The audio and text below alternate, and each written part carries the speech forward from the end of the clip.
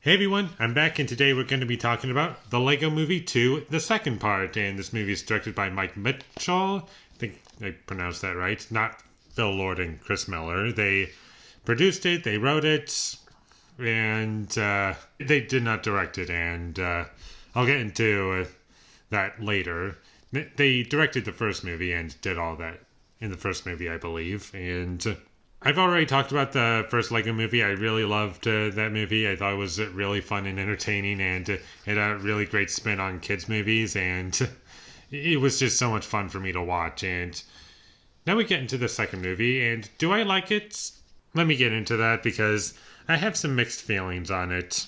What I like about this movie is the animation. I think it looks really great, and it's really fun, and what they do with it is great, and the performances are great as well, just like in the first movie, and some of the jokes are funny, and I like a lot of the characters and the new characters. Some of them I like, some of them I can live without.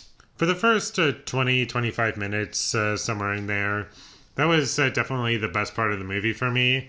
It was pretty much Mad Max, and it's like the only guy who hasn't really changed, because at that point everyone's been going through the worst time of their lives for the past 5 years, and Emmett just hasn't changed at all in terms of his attitude, and it's really funny, and that was definitely the best part of the movie for me. And the third act was kind of funny. I enjoyed the third act, but everything in between, that's where I take issue a lot. It's just less memorable than everything else, and especially in comparison to the first movie.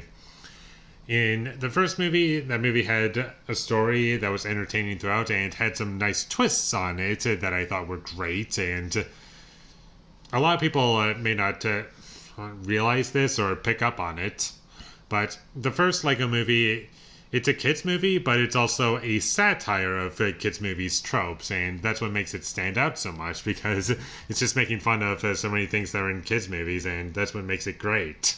But in this movie, it just is another kids movie, and while it has a lot of the elements that worked in the first movie, I don't think it works as well for me. And my biggest issue with this movie would be both the writing and the presentation.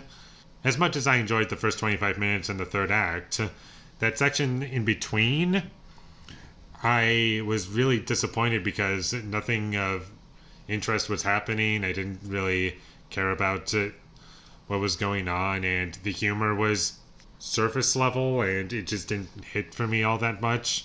I laughed every once in a while, like a haha, that's kind of funny, and there were a few good jokes in there, and it wasn't boring. I won't say that it was boring, but it just wasn't engaging for me, and that might be because it's just the same movie as the first film all over again, and it hits all of the same story beats as the first Lego movie, and it just kind of does it worse.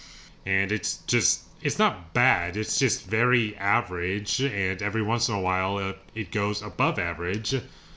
Not to the point where I would say it's great or even really good, just something that is a little bit memorable. And the songs in this movie, they're fine, I guess. They didn't really leave an impact on me. I don't find them all that memorable, really. While watching the movie, it's kind of fun, but as songs that stand on their own, I don't know, they don't work for me as well. And another thing about this movie is that instead of making fun of tropes in kids' movies, it decides to make fun of other movies and kind of just parody it and be like, oh, a reference to this movie and a reference to that movie. It makes it kind of funny that it's referencing these things, but beyond that, there's nothing really special about it, and beyond it just being a reference, there's nothing else to it. It's like just referencing other movies is not enough for me to say, yeah, this movie is unique. It kind of just makes it indistinguishable from, like, I don't know, Scary Movie or something, where it's making a reference But beyond that, there's nothing else really to it.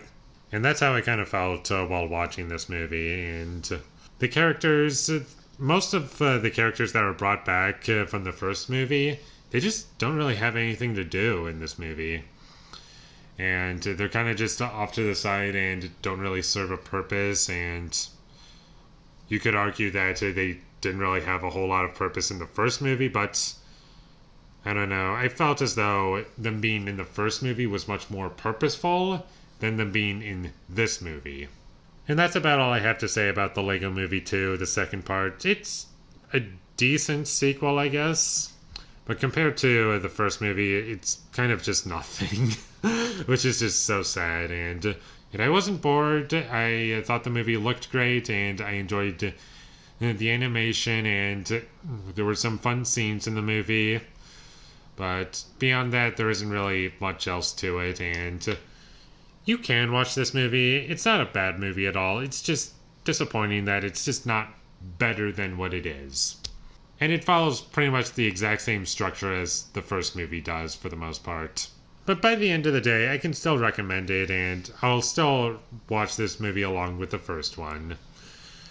Because I still think, even though it is very disappointing, I do feel as though it has value to it. And with all that being said, I'm going to give the Lego Movie 2, the second part, a 6 out of 10. Thank you for watching my videos as always. If you enjoyed this review, be sure to leave a like and comment down below what you thought of the Lego Movie 2 and my social media links. They will all be in the description down below, so follow me there.